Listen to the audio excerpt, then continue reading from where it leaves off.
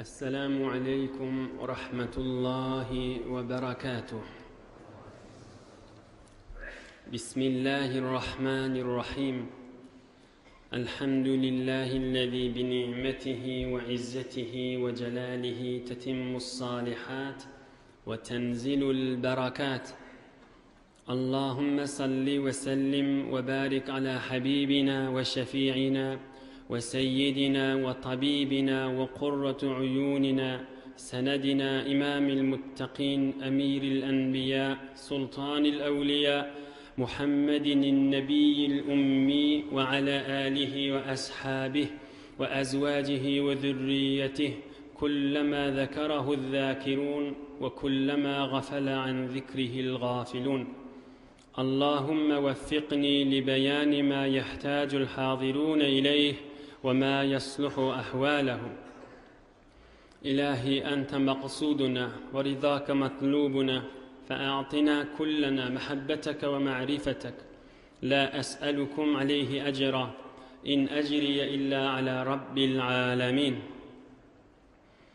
الله تبارك وتعالى وتقدس hemmeňiziň taat ibadetleňizi, salih amallarňyzy, duaýy haýrleňizi, din ýoluna adymlaňyzy, gadamlaňyzy lutfu keremi bilen kabul edip de hemmeňize iýlüň içeriňiz, dost ýaryňyz, kawmy hyşyňyz, enataňyz, ogul gyzyňyz dünýä we ahir saadet gönenmek, ýüze aklyk bersin inşallah.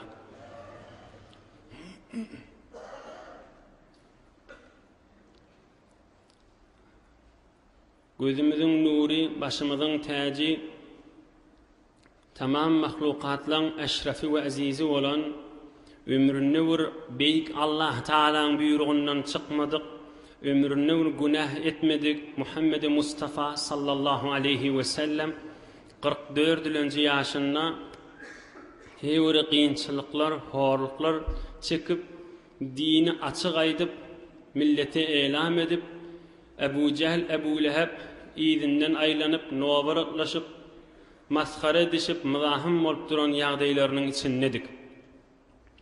Geçen hefte bir gurrunun ortasını qalli inniki hefte aydarsip vade edipdik. Velid diyen bir aňyrdawr teleke, aňyrdawr zaňyr, aňyrdawr mızahım Ebu Cehl yanak odor Kureyş'in yaşullarının birimiş. Ol aýdypdyr, ay cemaat diýipdir, Kureyş'in adamlaryny üýşüripdir. Inne hac wagty gelýär. Bütün dünýä boýunça Araplan Käbäň ýanyna ýygnak wagty gelýär.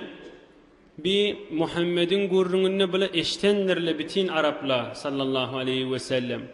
Oham ol uly millet gelse, bizden sorasa, näme gurrun diýse, agdy birje jogap bereýliň maňa diýip Velid üýşüripdir. Oham millet aýdypdyr, maňa däli diýeýli diýipdir. Onda ýok, däli diýsek halk kabul etmez, bir akylly adam. Onda maňa şahir diýeýli. Onda ýok, şahir diýsek bir şahir däl, on okuýan zady şygyr däl, goşgy däl diýsele ýene gelişmez. Onda duanevi diýeýli, porhan diýeýli. Onda ýok, maňa aýtýanlygy bir porhançylyk da däl. Onu biz maňa näme diýeýli diýipdirle jemaatlary. Onu Velid aýdypdyr. Wallahi inna liqawlihi la halawatan wa inna aslahu la'irqun wa inna far'ahu lajuna. Şib aýtýan kepip biter süýjü kep diýipdir. Şu Muhammedin sallallahu aleyhi ve sellem okuyan zady kökü biter gaýym, şahasy biterken, miwasy biterken, mene her näme diýsek, däli diýsek de, şahir diýsek de, porhan diýsek de, jaduger diýsek de, yalandan aýtýanlygymyza belli boljak diýipdir. Ýöne de jaduger diýsek boljak diýipdir. Näme? Bir milleti okuyan Kur'any bilen en ata oğulgyz bir-birinden aýyrdy. Meselen oğul musulman bolýa dädeden, däde oğuldan biýdar, erheliň bir musulman bolýa oňa eziýet berýär. Hulasa jaduger diýip daýlyň diýipdir. Näme aýtjagym bilmäni? Ýene şuna jaduger diýsek boljak da diýipdir ýanky Velid. Özü de näme diýdi? hay okuyanlarda biter qowu geň diýdi. Aham şeýitdirip ay jaduger diýsen boljak diýenne beýik Allah Taala aýat beripdir. Hud şol welidin bolup duran ýagdaýyny Allah Taala kudret kelamyna tasvir çekip ta kıyamete çeli birlere ders bolsun diýip aýat beripdir. Auzu billahi mineşşeytanirracim. İnnehu fekkara ve qaddara faqutila keyfe qaddar thumma qutila keyfe qaddar thumma nazar thumma abasa ve basar ثم أدبر واستكبر فقال إن هذا إلا سحر يؤثر إن هذا إلا قول البشر سأصليه سقر وما أدراك ما سقر لا تبقي ولا تذر لواحة للبشر عليها 19. Şol ýagdaýy tasvire çekip beýik Allah Taala aýat berdi. Diqqat edin gowjatda. Welid innehu fekkara ve qaddar. Öz ýanyny öz fikredip näme diýsem kamşy Muhammede, jaduger diýsem maqam, şahir diýsem maqam, Purhan diýsem maqam diýip fikretdi şo Welid. Faqutila keyfe qaddar. Allah Taala näme diýär? Lanet bolsun şu welide her jiredip içinden fikredadym. Innen nazar berjek bolup içinden fikrede ötýdi. Lanet bolsun şu welide. Am Allah Taala ýene aýtdy. Summa qutila keyfe qaddar. Ýene de men Hudaýdan lanet bolsun şoňa. Ýene de içinden fikredip näme aýdyn diýe her näme aýdatyn lanet bolsun şoňa diýipdir. Beýik Allah Taalaň gudret kelamy. Summa nazar. Oham welid yeni bir nazar etdi, näme diýsem kandy. Summa abasa we basar. Gaşyn çytyp, ýüzün çytyp, ýüzi göz rengi üýtgäp, näme aýtjagyn bilmäni durdy. Şo kafirin ýagdaýyn Qur'an aýdyp ötýär. Summa abasa we basar. Gaşyn çytyp, dodogyny çöwüp, näme diýjegini bilmän, ýüzi göz rengi üýtgäp. Summa adbara wastakbar. Haky aýtmany, hakdan ýüze öwürip mutakabbir boldy. فقال إن هذا إلا سحر يؤثر. Ay bi önkülerden öwrenen jadugerçilik da diýaýly diýdi. Allah Taala ýerinden aýdy. Sa'uslihi saqar. Şol welid men Hudaý cehenneme salarym diýipdir. Ýerine we ma adraka ma saqar? Ey Resul ekrem, saqar nämedigini men aýtmasam hiç kim düşündirip bilmez diýipdir. Saqar diýen cehennemiň ady. La tubqi we la tazar. Şol welid cehenneme girenne saqar diýen cehennemin edýäni işi ennamyňda sünk de goýmaýa, der de goýmaýa, et de goýmaýa pudretip dargatýar diýipdir. La tubqi we la tazar. Lawahatun lil bashar. Girmekan daşyndanna ýani tu daşdan görünýär. Sen geljek ýeriň men içimdir diýip görünýip tu diýipdir. Aleyha 19. Şol cehennemin içinde, saqarın içinde 19 ýany de ferişte de var içinde gezip bäle diýipdir. Hulasa welid cemaati bilen inni bir ders almaly ýerime. Kafirli bilen oturup fikredip näme diýsek gamyňa? Näme fikredýän şolar? Başga ýerden gelýän adamlar musulman bolamasyn, şoňa fikredýär. Başga ýerden gelýän adamlar Qur'an eşitamasyn, şoňa bir ýol tapaýyn diýipdirler. Allah Taala on edip duran ýagdaýyny tasvire çekip aýat beripdir. Ne kadar bedbahtçılık, ne kadar kösünmek, ey cemaatler, bula indi kafir adam, öde hakdygyny bilip öti, geňdigini bilip öti, şol kefin we dinin gudratdygyny bilip öti, ýöne bedbahtçılık öde hayırlanan akşondan başka halkı da salaziyelen akşondan. Başka hiç kim şondan hayırlanmar yanak her yerden yol tapacak bolýardy. Allah Taala qahar edip on näjirek aýdywati, bir betbaht şeýitdirip yol tapacak bolýardy, cehenneme girsin. Hudaýyň lanety bolsun diýip Hudaý Taala şoňa aýdypdy. Inni musulmançylyk ýagdaýynyň içinde, musulmançylyk ýagdaýynyň imanyň içinde bütün musulmanlar bilýär. Bir denana, bir qyz oglan bir gelin ýygnanyp gelse Hudaýyň hoşy geljegi. Gawjatdan gulak asyn. Bütün musulman bolsa bilýär, bir arasta toý tutsaň beýik Allah Taala hoşy geljegini. Hemme musulman bilýär şunu. Bütün musulmanlar bilýär, şijirek oturşykla Hudaýyň hoşy geljek oturşykdygyny. Bütün musulman mümin hele erkek bilýär, bir mescide, bir hücre, bir mualla, bir qaryba sadaka bersen sogaby bardygyny. We bütün mümin bolsa, beýik Allah Taalaga we Rasulullah jany imany bar adam bolsa, hulasa din bernamasy gowdar we şonne gelip berildi, derejede ýaşap berildigini bilýär. Hop, näme zat sebep bolmaly ham bir imanly dogan ya hijab ya arasy gezjek bolanna, ya şidir oturşygy şirket etjek bolanna, ya bir sadaka hayrat etjek bolanna, ya arasy toy tutjak bolanna, şoň ewine geçjek bolmaly. Ýöne gurrun dogrulaşdylakana şoňa ýaplama gurrun diýana, şu aýny gurrun öýde haşy. Welid bilip oturanmışdyk hak zatdygyny, emma kafirmişdik. Bilse de imanyň içine girmändir. Şun okuyan zady gowzat diýipdir. Ýöne halka işitdirmäliň diýipdir. Näme diýip? Faqat bahylçylykdan, içi qaralykdan we kafir bolup cehennemi bolup dünýeden geçipdir. Hay sapladan. Şu ölüpdir, helak bolupdir, şu gaçyny dogry cehenneme gaçypdyr. Muny beýik Allah Taala kudret kelamyny aýdypdy. Oňam aýa musulmançylykda imanyň içinde öýdi de bilýär, faqat şoň hijablyja arasaja bolup gidişine yaqinlary ya daşanragy şoňa bahylçylyk edip, şonu maskhara edip utandyrjak bolup alyp galjak bolmaly.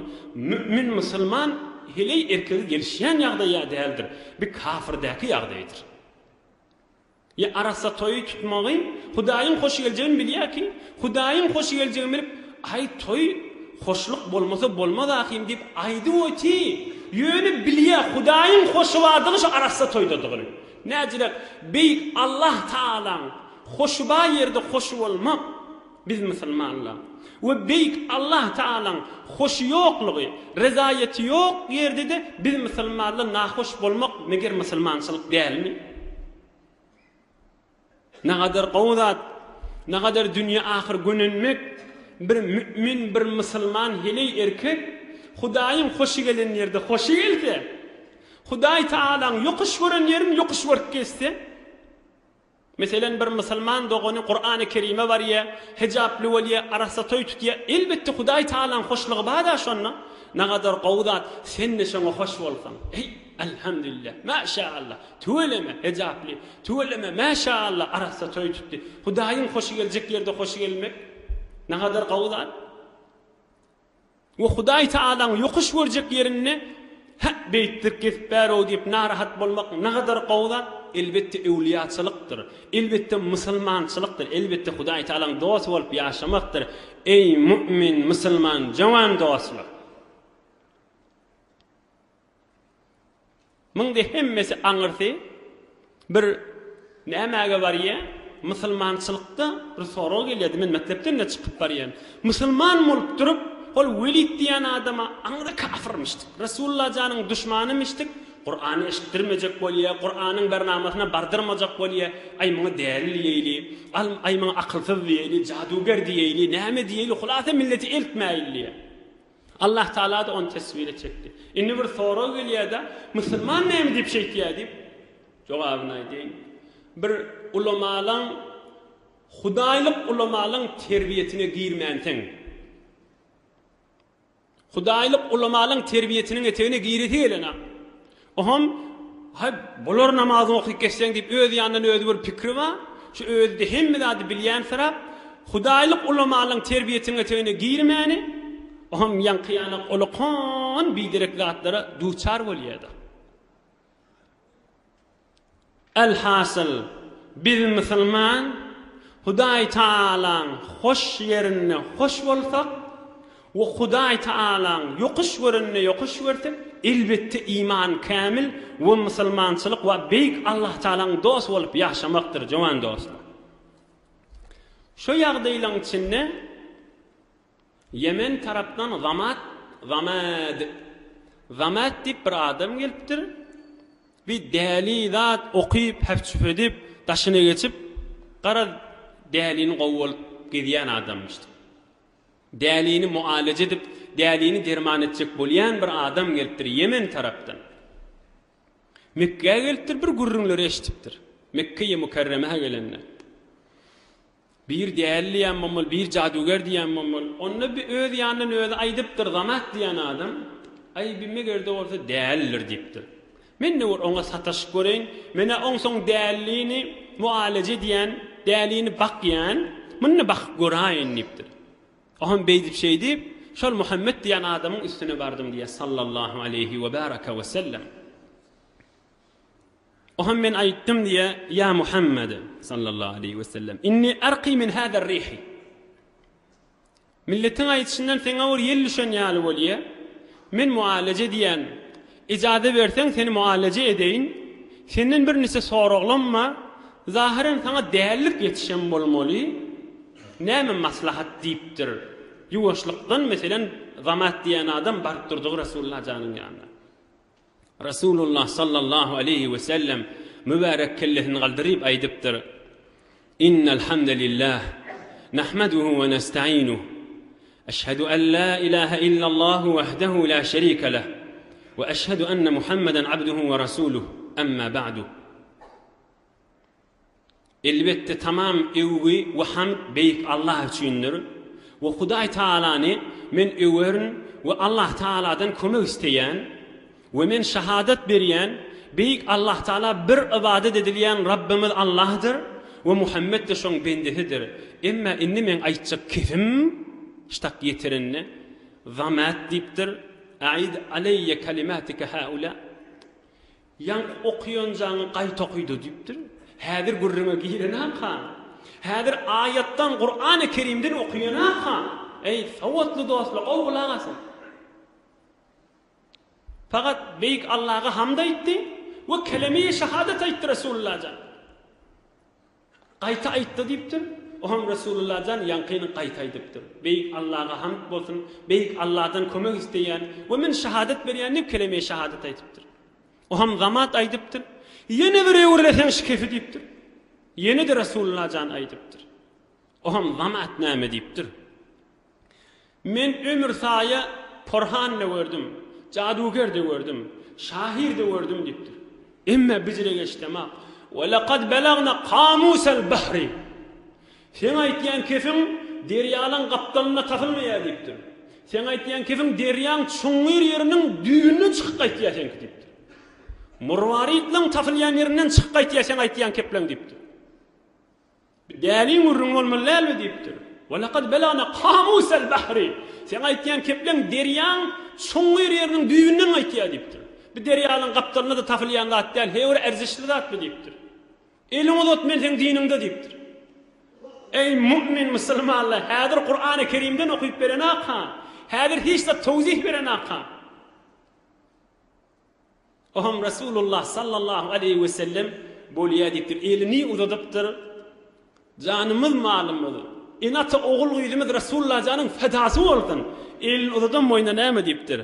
Faqala Rasulullah sallallahu aleyhi ve sellem ve ala qawmika qala ve ala qawmi.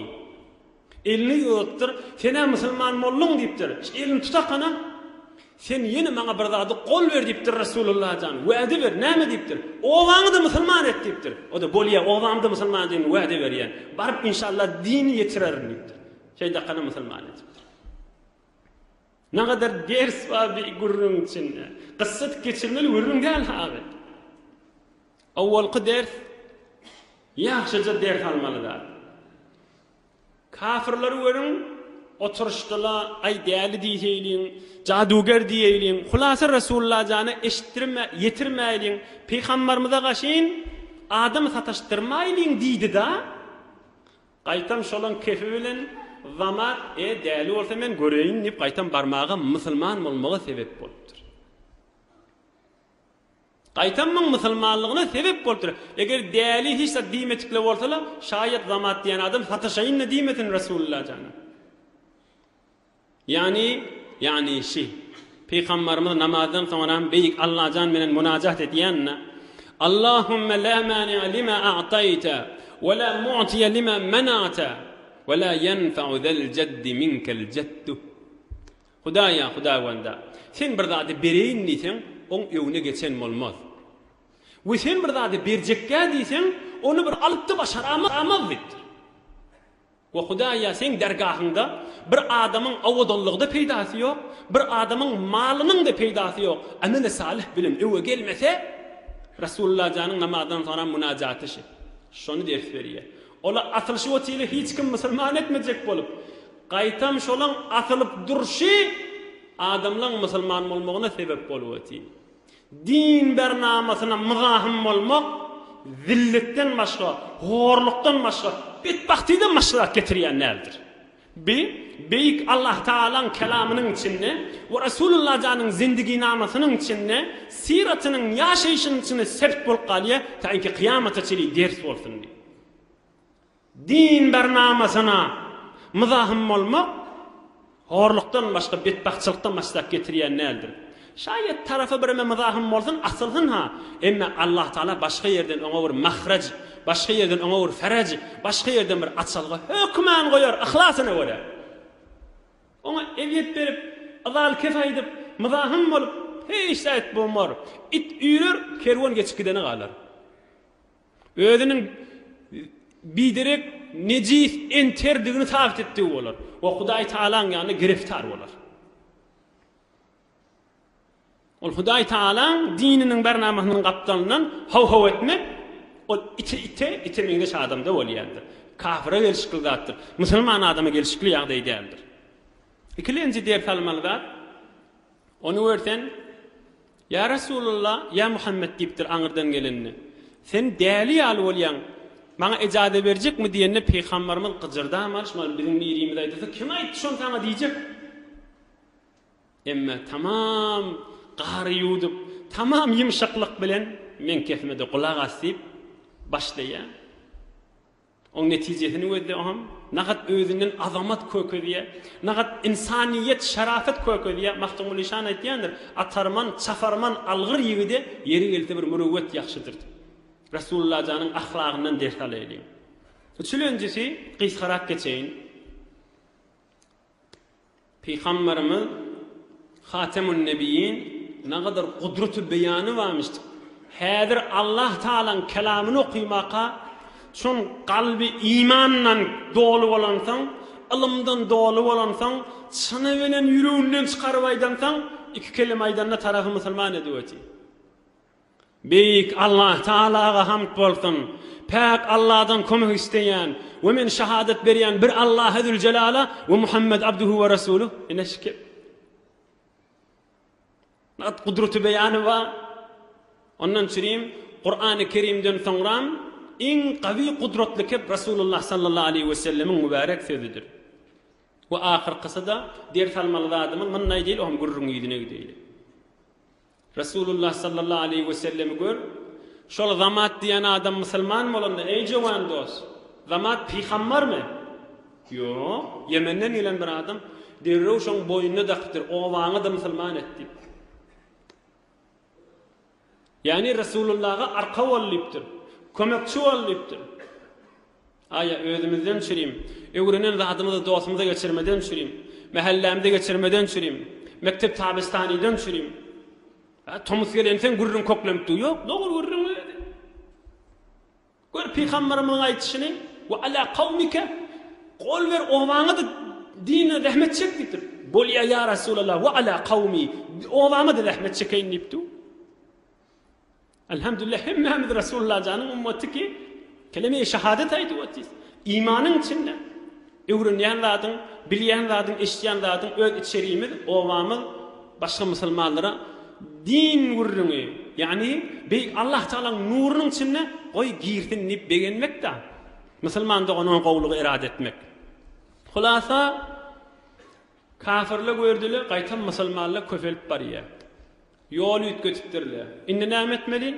Inni maskara etmeli, oynamaly, gülüşmeli, Resulullah janyň üstüne aşgal dökmeli, kum dökmeli, taýinki sahabalar ruhlaryny ejizletmeli. Bizir orta qiyinlik diýsildi diýip inni bir ýola gelipdirler. Üýşipdirler kafirler, oturşypdirler. Näme diýeli? Inni faqat maskara edip gülşeýli. Şeysekde musulman boljak adam da musulman bolar. Ay beýtir maskaraçylyk boljak da gerekki edi diýsildi diýip. On maskara etmeklerini başlapdyrlar. Resulullah sallallahu aleyhi ve sellem her hiyabana gaşyn çykanda bir zaňyr kafirin miri Peygamberimizin ýüzüne sen özüň näme?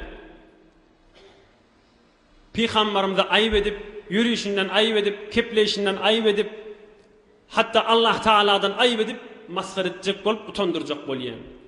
Ýyzynden nämen aýyp etmäge durup, Peygamberimizi gurrun barajak ýerlerde sahabalaryň ýanynda aýyp etýän. Allah Taala aýat diýerdir. Bismillahirrahmanirrahim. Weylul likulli humazatin lumazah الذي جمع مالا وعدده يحسب أن ماله أخلده ويل لكل همزة لمزة Allah Taala aýdypdyr, cehennem bolsun, dargamak bolsun, betbahtçylyk bolsun. Resulullah jany we ta kıyamata çeli musulmanlaryň ýüzüne we ýyzynden aýyp edip, maskara edip, gara şondan bir aýyp tapjak bolýan adama dargamak bolsun. Ina ayetçi. Weylul likulli humazatin lumaza. Şonu ýintir aýat. Ol başardy Peygamberimiz maskara etjek bolup başlapdyr. Allah Taala da ýüzüne we ýyzynden başarsa aýyp tapjak bolup, utandyrjak bolup, bir bahanaň ýyzyne gerip beren adama weyl bolsun diýipdir.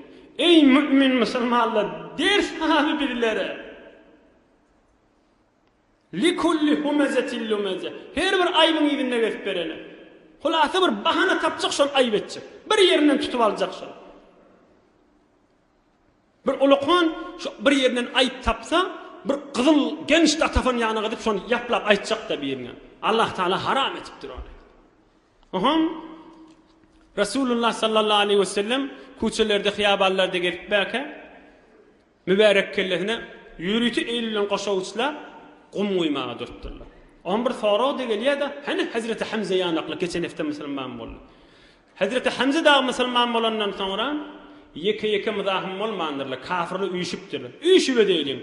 Hazreti Hamza'ga biri dese üç öldürecekler. Peygamberimiz de cihad etmeye icazanız yok deyipdir. Ondan sürüm üyüşüp mızahım olyamıştıklar. 20 nefer, 30 nefer, 40 nefer oldu. Mübarek Peygamberin üstüne kum uyuyamıştıklar. Peygamberimiz sallallahu aleyhi ve sellem فعاد إلى بيته والتراب على رأسه المبارك فقامت إحدى بناته تغسل عنه التراب وهي تبكي ورسول الله صلى الله عليه وسلم يقول يا بنية لا تبكي. mübarek kellesi qumdan nolu olmalı.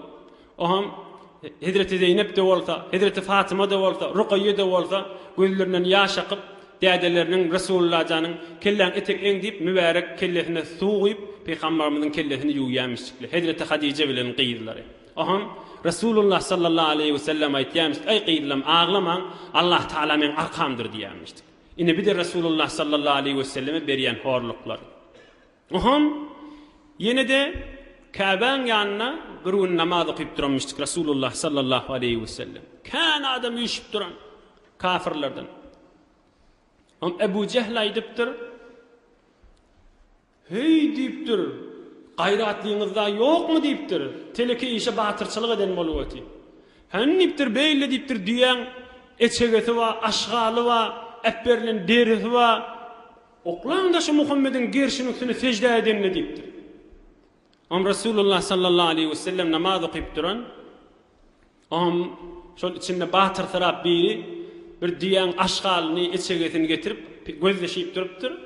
Peygamberimiz sallallahu aleyhi ve sellem secde edende dogry gerşiniň üstüne oklapdyr ýankylar. Peygamberimiz secde etmişdi. Oha bu gurrun Hazreti Fatıma bir haber verdi. Hazreti Fatıma da bolsa 9-10 yaşındakice qyzy oglanma.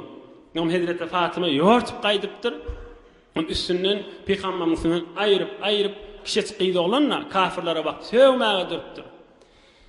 فلما قضى رسول الله صلى الله عليه وسلم الصلاة قال اللهم عليك بأبي جهل وعتبة بن ربيعة وشيبة بن ربيعة والوليد وأمية بن خلف وعقبة وعمارة. Ey Hudayaş Ebu Cehil menden fawzana diýipdir. Ey Hudaya Velid'i sana tavşırdım. Ey Hudaya Ukba'nı sana tavşırdım. Ey Hudaya Amaret'i sana tavşırdım. Ey Hudaya Amaret'i sana tavşırdım. Ey Hudaya İbn Şeyban'ı sana tavşırdım. Sowsanaşylar meň başymdan diýipdir. Ahir Resulullah sallallahu aleyhi ve sellem ini beddugany asmana gaşy uçurupdyr.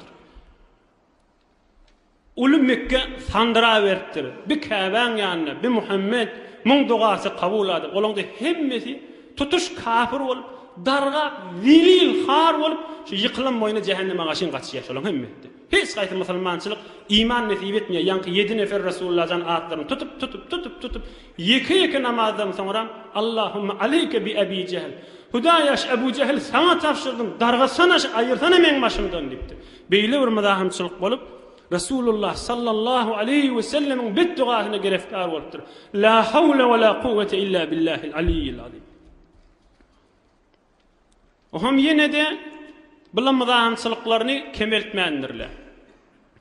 Peygamberimiz sahabalar bilen daşaryk çykanda bular görsele oho ýeriň ýüzüniň padşalary gelýär. Fars, Rum fethetjekler gelýär. Şon Peygamberimiz aýtýanmyşdyk-da İslam azda bolsak işte Fars'ta fetih olur, Rum'da fetih olur, imparatoriya Fars, Rum hemmesi yıkılıp Müslüman boljakdyr diýip aýtýanmyşdyk. Aman maskara etýänmişdikler. Ýeriň ýüzüniň padşalary gelýär, bulary görüň diýip el çarpyşyp, zykylyk çalyşyp, gülüşüp maskara etýänmişdikler Resulullah jany sahabalary. Nohon bir aýdypdyr. Heýre pehlewan, häzir adam ýykmadyk, Türkmen arkasy ýere degmedik bir pehlewan barmyşdyk. Ey Muhammed diýipdir. Men göreşip men ýyksaň men musulman bolaýyn diýipdir. Oham Peygamberimiz sallallahu aleyhi ve sellem 3 gedik göreşip üçüsünde de ýere ýaşypdyr. Oham ey diýipdir falany inni göreşiň gurrugyny goý, gir imanyň içine diýipdir. Gir beýik Allah Taalaň nurunyň içine, bereketiniň içine diýipdir. O döwrüni wezäpdir. Şu bağa gelýsen, şu bagda gelse musulman bolaýyn diýipdir. Oham Resulullah sallallahu aleyhi ve sellem ey bağ Allah Taala'n izni bilen gaýt berip diýipdir. Fa aqbalatiş şeceratu tahuddul arda. Yer yarp gaýdy beripdir. Biziri jadugerligiňde barmy sen diýipdir. Iýdine gitse musulman bolaýyn diýipdir. Oham aýdypdyr, ey bağ, Hudaýyň izni bilen iýdine git diýipdir. Ýene iýdine gidipdir. Seňe jadugerligiň güýçlümüşdi aýtyp, ýene musulmançylygyna girmäni betbaht bolup jadugerdik geçipdirler. Bir de Peygamberimizde bolýan adalardan. Oham şeýitdirip maskara edip gülüşüp duqala Allah Taala aýet diýipdir. Weylul lil mutaffifina ahirki aýeler okuýaýlar. Auzubillahineşşeytanirracim. İnnellezîne ecramû kânû minellezîne âmenû yadhakûn ve izâ marrû bihim yetegâmezûn ve izâ انقلبوا إلى أهلهم انقلبوا فكهين وإذا رأوهم قالوا إن هؤلاء لضالون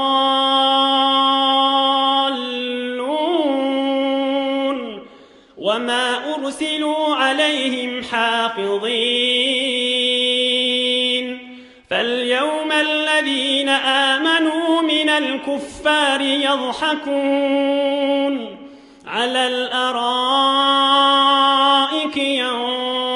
ينظرون هل ثوب الكفار ما كانوا يفعلون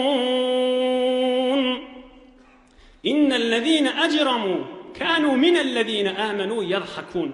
Sadece tercümesine deyin, büyük dersleme içinde. Günahkar adamlar, Müslümanlar görüp gülýärler. Ve izâ marru bihim yetegâmezûn. Musulmanlar kafirliň deňesinden geçenni işare edip masgara etýärler. Ey ayet haşy. Kur'an-ı Kerim haşy. Beyik Allah Teala'nın kelamı haşy. Ve izâ marru bihim yetagâmezûn. Musulmanla geçenni bir-birine kaşlaryny galdyryp gözlerini gymladyp barya hadip el çarpyşyp oňa masgara edýärler. Oňam izinden ahyryndan naýdy? "Fel-yevmellezîne âmenû minel kuffâri yadhakûn." Ýeke aýsam wagt geçecek. Kıyamet gün musulmanlar tahtın üstünde beşikte oturup musulmanlar şogun güljekdir, kafirlaryň cehenneme süýrelip barşyny görellerini. Ina ayet kerime. O musulmanlara bir yürek soğukluk, bir keyifçilik, bir begenmeklik bolupdyr. Olaň ızalary, olaň maskaralar göze zady görünüp bermendir. Kafirle gülýäle, musulmanlar maskara etýäle, hey bulan bolup berşini görün, paçaly gelýär. Hey burada maskara etýäle. Hudaý Taala näme diýär? Şeýtirip maskara etipdiler. Kıyamatda musulmanlaryň gülşini görersiňiz. Allah Taala'nın kelamy görersiňiz. Musulmanlar gülüp kafirliň zelil bolşyny görersim inşallah. Şol beýik Allah'ın kelamynyň tersligi bolmaz. Oňam kafirler yine oturşypdyrlar. Yine maskara etmeň pikirini. Nazır diýip bir betbaht barmış, olay dipdir. Men nipdir bir ýurda baraýyn nipdir, Sasani padşalyň gissalaryny getireýin. Ne bilen Musa, İsa, Zekeriya, şu peýgamberlerin gurrunny aýtýar. Men gideýin kadym padşalyň zindigi namasyny getireýin dip bir ýurda gidirip okyp bilip bir zat edip gelip Resulullah sallallahu aleyhi ve sellem her haçan Kur'an okuysa o da şahnama açıp kadym padşalyň gurrundan aýdýan. Men gurrunum süýjüdir hamyndan dip şeýle mızahym bolýan. Bila bir ýoly bolupdyr. Ýene de bir ýoly bir ýerik baryp kan aýdym okyan zenanalar gyýyllary getiripdir. Her kim kulak asyn. Hep senetli dogry gurrun haşy. Her kim musulman bolanlygyny eşitse, ya musulman bolmany, Resulullah sallallahu aleyhi ve selleme gaşyn gatnaýarlygyny, ogryýarlygyny eşitse, ýanky aýdym okyan gyrnak gyýdyň birini onu kireni tutup geldi da. Şoň ýani 2 gün bol, çaýyny ber, naharyny ber, şoňa aýdym oky diýýärmişdik. Oňam bar aýtýarmışdyk, müminin hoş geçirmek kavmi ya Muhammed'in dini kavmi diýärmişdik. Oňam Allah Taala aýet diýerdir. "Ve minen nasi men yeşteri lehvel hadis." Bir towar kafirler vardır. Bir aýdym okyan gyýdy satyn alyp gelýärler. Li yudilla an sabilillah. Hudaýyň dininden alyp galjak bolup bi gayri ilmin näme bilmäni ve yettehidaha huzwa dini maskara tutunýa ulaika lahum azabun muhin aňyrda bir ulkan azap başalara diýipdir. Ine dogry Kur'an-ı Kerimde şo wagt ýenipdir. Aýny şu mahal kafirliň üstünde gurrun däme ey jowan dostlar. Ey müminler, ey musulmanlar, ey nişme halkı vurun däme şo. Bizi Kur'an-ı Kerim eşittirmejek bolup, mahbaralar bilen, filmler bilen näder biziň mümin musulman jowan aýal erkeklerimiziň üstüne işlenip öti. Näder goýy adama bor, emek gerek ki, aram iş gerek ki, näme iş kaly wa dip, inne Hudaý taklaryň şonu halal belki gowlat diýjekdi bolup barýarlar. Näjire ey jowan dost. Wagtlar näjire Allah Taala'nın kelami kimden iyi verilýär? İn feriştelerin ulusu Cibril ferişteden iyi verilen. Kime iýnýär? Ömrünü günah etmedik Resulullah jana iýnen. Kelamullahi azze ve cel. Şonu okuysak, şoň menen ons tapsak, şoň menen aramışa ýetsek, öýümüz nurdan dolmazmy? Bereketten dolmazmy? Dünyamyz abad bolmarmy? Ahiretimiz abad bolmarmy? Öýümüze aramış gelmezmi? Öýümüze sakinet gelmezmi? Hay Allah'ın kelamy Cibril ferişten getirip Resulullah'ın üstünden üstümüze gelen zadı koyup gelip indi bir aydıma meňdeşe güýmeýän galyp kan hana wadalar näjirek nurani öýlerini hayp garanqylykda geçirip berdi. Pahirli hoş geçirýärmi ka diýipdi. Emma bir form giriftar, zannanda ýaşy, gülüpdi ha. Ýöne garaňkyda ýaşap ber. Dünýesi de garaňkydyr, jüýsü de garaňkydyr, gabry da garaňkydyr, kıyamada da garaňkydyr. Näme üçin? Bir güne beýik Allah'a şen barmaly biz. Şonu goý, Allah Taala öz kelamy bilen marayly. Onuň üstünde men wagt kan eglemäýin. Hulasa ol ýan kafirler aýdym seden anlarken ejarat getiripdirler. Her kim musulman boljak bolsa, bir heley bir gyz şoňa şen bar, çaýsyň mer, aýdym oky, oýun çykar. Hulasa şonu ohamda bar aýtýarmyşdyk. Şygawmy Qur'an gowmy diýärmişdik. Wallahi şeýlek bu hoş geçirdi diýip şey diýärmişdik. Aýny hoşy zamanyň görüri. La hawla we la kuvvete illa billahil aliyyil azim. Oham yeni Qur'an-ı Kerim'in beraberine bizim özümüz näme üçin Qur'an çykarmaýasykdyr kafirler? Biz de aslında özümizin Qur'an mecereyl. Arapdan meger Resulullah okuyan Qur'an-ı Kerim hava inna enzelnahu Qur'anan Arabiyya. Qur'an-ı Kerim Arap akıllı, bilimli, savatlılar qaw işdir, qaw gulagasın. Am bilawr sure bejetdirler. Sure-i Fil dip. Bilen alam tara keyfe fa'ala rabbuka bi ashabil fil yana. Becerellerdeki el fil, mel fil ve ma adraka mel fil lehu khurtumun tawil. Fil näme? Filin uzun burnu var. Am öýler oturup iň aňyrda akylly bejerip tutturdyga. Öýler ýene bolmady ki, mala maskaraçyk näzir mereka getirjek diýipdir. Bu näzir aýtjak bir Qur'an mejerçik diýipdir. Emma beýik Allah'ın kelamyny öýde. El-qari'atu mel-qari'ah ve ma adraka mel-qari'ah. Bir de şu ha, oğdurluğunu öýde. El-qari'ah mel-qari'ah ve ma adraka mel-qari'ah. Ola da şoňa bejerip otyş ondan görüp. Emma nägat gelişiksiz, nägat nursyz, nägat bereketsiz, nägat manasyz. El-fil mel-fil ve ma adraka mel-fil lehu khurtumun tawil. Hiç manasy ýok. Fil näme? Filin uzun burnu var. Lem aňyrda akylly bejeriller.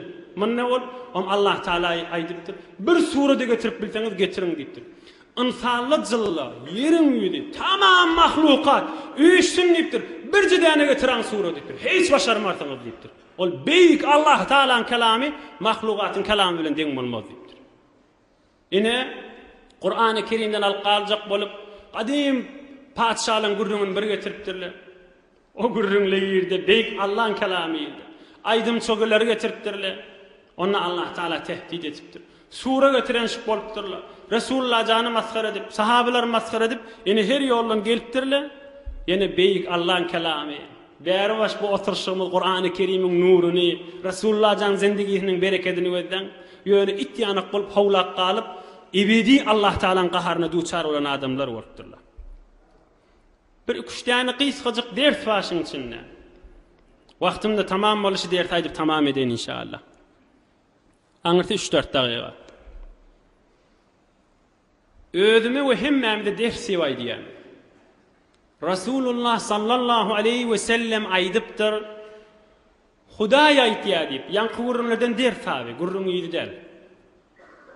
Hudaý aýdýar, näme aýdýar Allah Taala? Men adali waliyan faqad adantuhu bil harbi. Hadisun sahih rawahul İmam Bukhari. Her kim düşman tutunsa Allah Taala aýdypdyr. Her kim düşmançylyk etse men dostlamyň biri bilen, her kim düşmanlyk etse men dostlamyň biri bilen diýipdir Allah Taala. Ýa-ni faqat adantuhu bil harb. Men Hudaý elam ediyen şol adam orta çyksyn, men Hudaý bilen jeň etsin şol diýipdir. Men adali waliyan faqat adantuhu bil harb. Her kim Hudaýyň dostu bilen düşman bolsa, Hudaýyň dostunu düşman tutunsa, men Hudaý bilen jeň etmäne orta gelsin diýipdir. Men şonu dargadaýyn diýipdir, o da dargamajak bolsun, göreýli wakaýl diýipdir.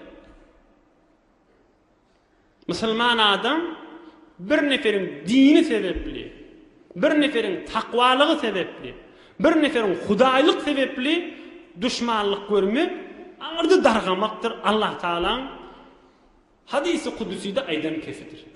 Ýanky adamlary özden Resulullah jana düşmançılık etjek bolup zelil bolup geçikdiler.